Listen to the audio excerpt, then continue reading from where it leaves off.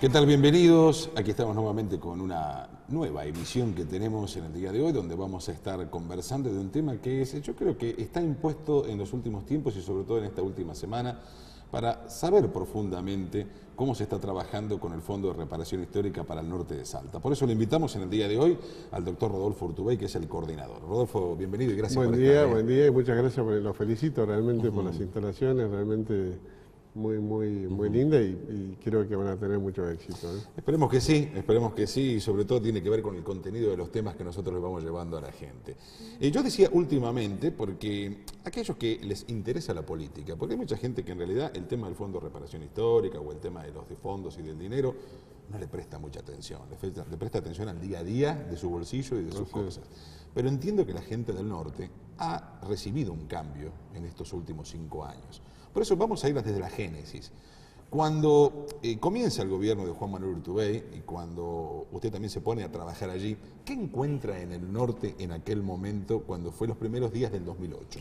Todo arranca con un diagnóstico que llevó a lo que fue la primera consigna de la campaña de nuestro gobierno, que fue: tenemos una Salta a la linda y queremos una Salta a la justa.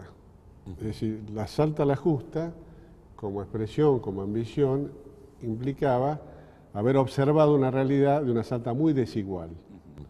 Muy desigual tanto verticalmente dentro de una sociedad determinada, por ejemplo, en un lugar determinado, como horizontalmente en la distribución geográfica. Grandes zonas de Salta con unas situaciones de desigualdad, de falta de inversiones básicas y una diferencia abismal con otros sectores de nuestra propia provincia. Nos parecía que era como tener un subdesarrollo o un mundo y un submundo dentro de la propia provincia. Y a esto acudíamos cuando hablamos de Salta a la Justa.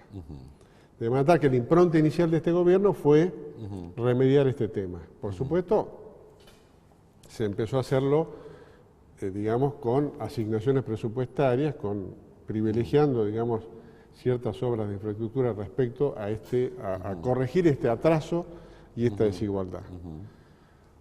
Hasta que llegó la oportunidad de hacerlo de una manera más sistemática, más contundente y más fulminante, que fue la creación del Fondo de Reparación Histórica. Ahí llegamos hace poco, porque fue la colocación de la posibilidad de tener nuevamente, ¿no es cierto?, las regalías que se renuevan cada 10 años. Exactamente, se estaba concluyendo con un bono que había sido emitido por el gobierno anterior, y entonces nosotros dijimos, bueno, ante esta alternativa, buscamos, digamos, renovar, por decir así, ese endeudamiento, pero con una característica esencial, diferencial y original, que es hacerlo con un fin específico, propuesto por ley por la legislatura, donde autoriza al gobernador a endeudarse, a emitir este bono, pero para destinarlo a un grupo de obras que tampoco se expresan genéricamente, porque usted ha visto que en este tipo de leyes se habla del bien común,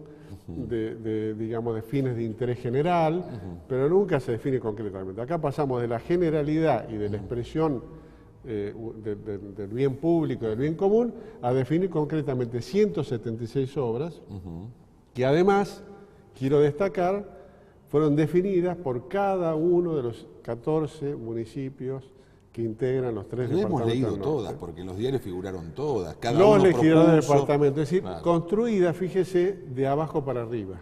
Siempre se ha criticado a los sistemas de endeudamiento internacional, porque obviamente los organismos de préstamo internacional suelen no solamente imponer el tipo de obras para las cuales están dispuestos a prestar plata, sino que además imponer condiciones a las políticas económicas de los países o provincias que reciben estos fondos. En este caso, estamos demostrando en Salta que es posible tomar préstamos del mercado internacional y, sin embargo, que nosotros soberanamente definir para qué vamos a destinar esa plata. Y además definirlo, no solamente por 3 burócratas iluminados, sino con la participación de los destinatarios de las obras, que son estos 14 municipios que se han expresado a través de sus intendentes, sus consejos deliberantes y los legisladores departamentales, tanto diputados como senadores de esos departamentos, que han colaborado en la elaboración de este plan de obras. Yo no me puedo olvidar que en el 2007 y 2008,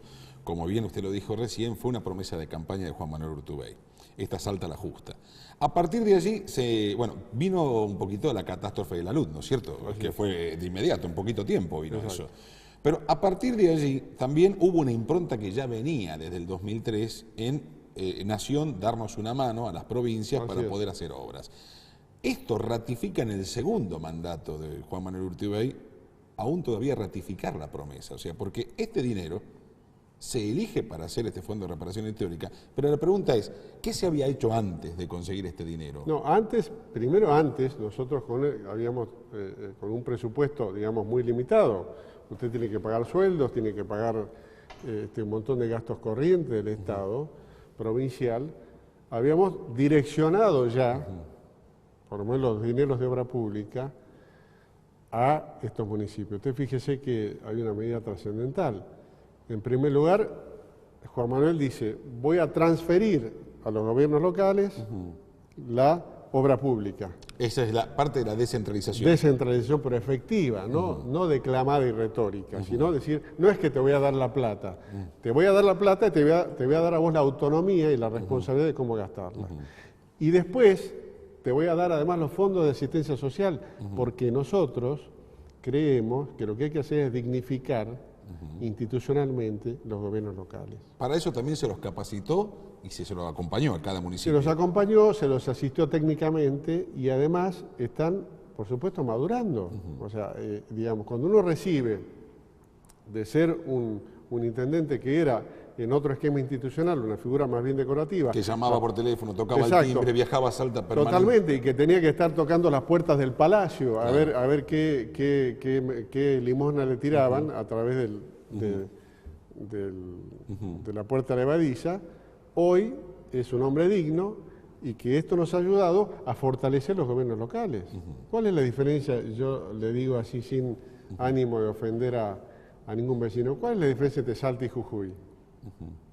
En cuanto a gobierno local, ocupación del territorio. Digo, no quiero decir más para no... Rápidamente, Rodolfo, le digo, yo estuve conversaciones con Jorge Lanata hace 2 semanas atrás, cuando él estuvo en Jujuy, he tenido conversaciones con Carlos el Perro Santillán, y la primera que yo noto es que en Jujuy no escrituran las viviendas públicas, las viviendas del gobierno, y en Salta las escrituramos cada 15 días. Sí, pero además hay gobiernos locales fuertes. La legitimidad del gobierno local, elegido por el pueblo, democráticamente elegido por el pueblo, no está suplantada por otro tipo de organizaciones de poder parainstitucionales. Este es el logro institucional que hace a la paz social de Salta. La paz social de Salta, la integración territorial de Salta está garantizada, entre otras cosas, aunque no le parezca, por este tipo de política. O creo, nosotros optamos, digamos, la solución a este tipo de conflictos antes estaba vinculado a los palos. Sí. A la represión. A la represión. Nosotros hemos dicho, no, señores, esto se garantiza con dignidad. Empecemos a darle dignidad a los gobiernos locales. Y los gobiernos locales colaboraron con nosotros en darle dignidad a la gente que gobiernan. Paralelamente, Rodolfo, cuando empezó todo esto y que se empezaron a hacer obras, aparecieron también y pulularon un montón de cooperativas, que antes no la teníamos en cuenta. Está bien. ¿Por qué? Porque en el marco que hablábamos del gobierno anterior, que había prácticamente condenado a la desolación a vastos sectores de la provincia, prácticamente olvidados y librados a la buena de Dios, hubo que organizar, la sociedad tiene formas espontáneas de organización, y también muchos salteños desocupados tuvieron la creatividad de organizarse como cooperativas de trabajo de desocupados. Un poco autogestionar su propio trabajo, tratando de incorporarse a las obras públicas que se hacían, las obras viales. Este es un modelo de organización que yo no voy a criticar en absoluto porque ha sido producto de la necesidad. Sí.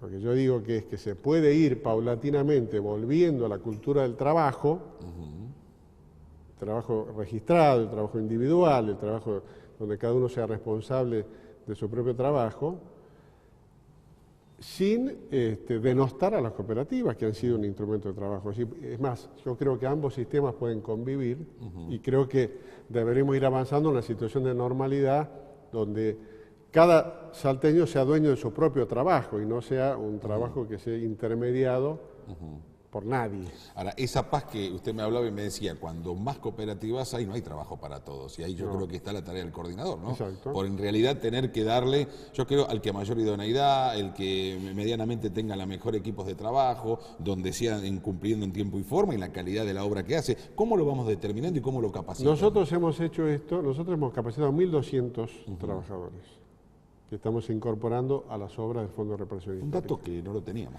Y 1.200 en cursos que hemos abierto en todos los lugares donde había obras. ¿Por qué? Para garantizar aquello que dijimos, que la obra la va a hacer el salteño que viva en el lugar de la obra, que además simbólicamente es fundamental. Va a ser constructor de su propio destino. Va a construir la escuela donde van a ir sus hijos, el hospital donde se va a curar su señora, Claro. y la comisaría que los va a cuidar. ¿Cómo se instrumentó esto? Porque ya le digo, es un dato muy importante. ¿Cómo se instrumentó? Esto se instrumentó con un convenio con el Ministro de Trabajo, con el Ministerio de Trabajo de Salta y la Fundación Bocra, que fue la que nos armó los cursos, nos puso los profesores, nos puso los coordinadores, y con se armó una inmensa red de cursos de capacitación que se diseminaron en los 3 departamentos del norte, que tuvieron un curso de 2 meses, que fue, repito, presencial e individual. Presencial e individual. Iba cada uno de los trabajadores. Iba cada uno de los trabajadores, recibía su formación, después recibió sus instrumentos de trabajo, recibió sus uniformes, sus instrumentos de seguridad, elementos de seguridad y uniforme de trabajo, y recibió la libreta de desempleo.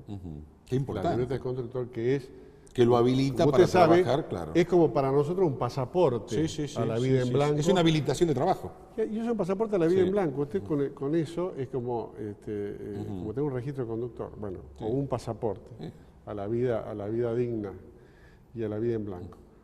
Esto es lo que hemos hecho y estamos incorporando estas personas capacitadas a cada hora. Por supuesto, en algunas situaciones surgen algunas dificultades, porque usted cada vez que pone un obrador, está la necesidad de trabajo que se acerca espontáneamente a mucha gente. Hay normas de seguridad, hay normas de convivencia, de contención. Entonces usted tiene que ir, hemos pedido a los intendentes que en la porción de obras que a ellos les toca administrar de este fondo, trataran de darle prioridad a las cooperativas. ¿Por qué? Porque son obras de menor complejidad técnica y de menores exigencias de seguridad. Hacer un asfalto, un cordón cuneta, que la puede hacer una cooperativa de trabajadores y no una obra de arquitectura que por ahí tiene mayor complejidad técnica, un hospital, una escuela para niños. ¿En qué porcentaje es el que se le asigna al intendente? Y más o menos un 10% del monto total del fondo. Le quiero contar a la gente que la UOCA, el convenio que hizo con gobierno que acaba de contar,